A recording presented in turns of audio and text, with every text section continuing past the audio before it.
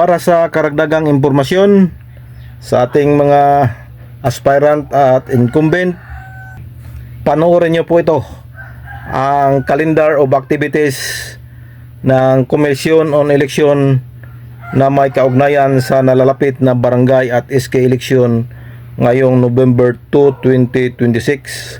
At kung gusto niyo ng kabuuang detalye, bisitahin ang pinakamalapit na COMELEC office or ang kanilang website sa COMELEC.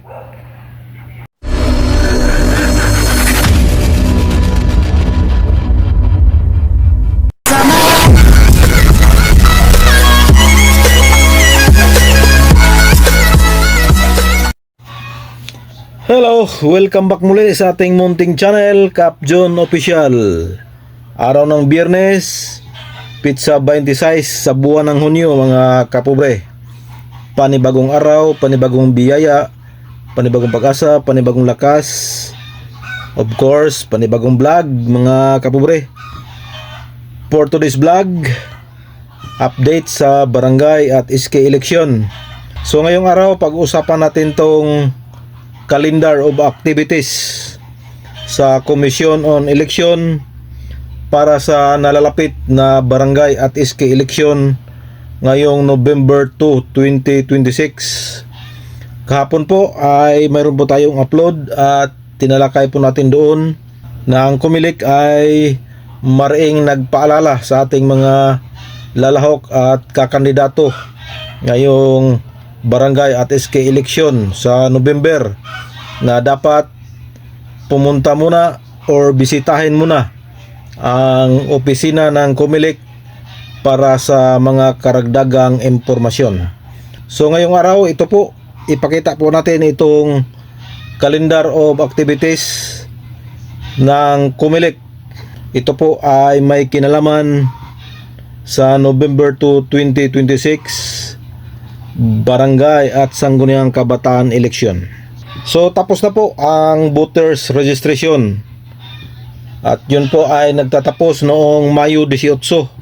At pagsisiguro ng COMELEC, wala na pong extension ang voters registration. So dahil tapos na ang voters registration, ay papunta na tayo sa filing of certificate of candidacy.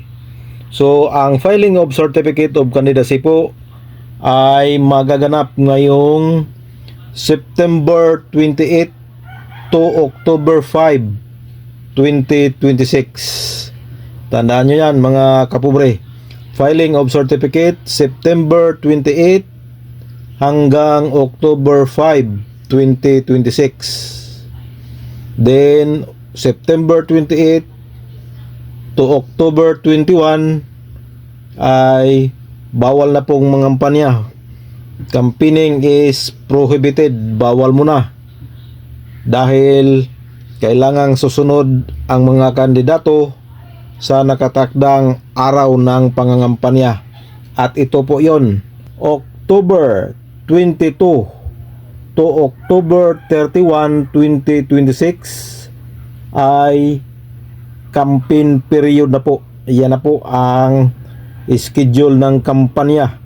Aarangkada na ang kampanya sa October 22 to October 31.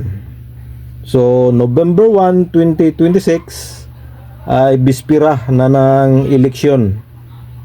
At yan po ay liquor ban na. At take note, bawal na po ang pangangampanya dyan. Bispira ng eleksyon, bawal ng mangampanya.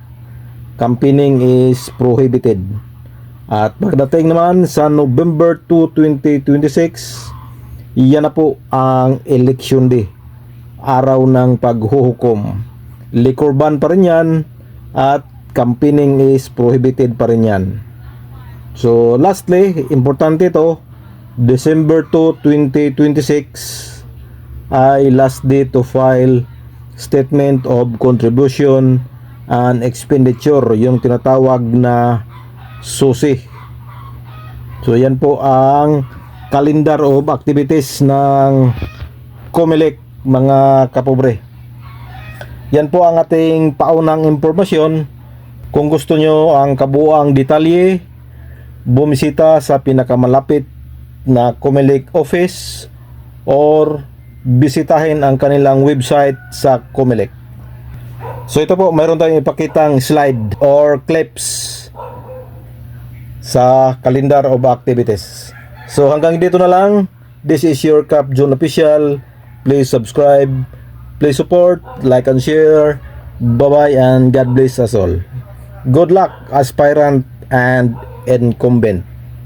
November 2, 2026, Barangay at SK election.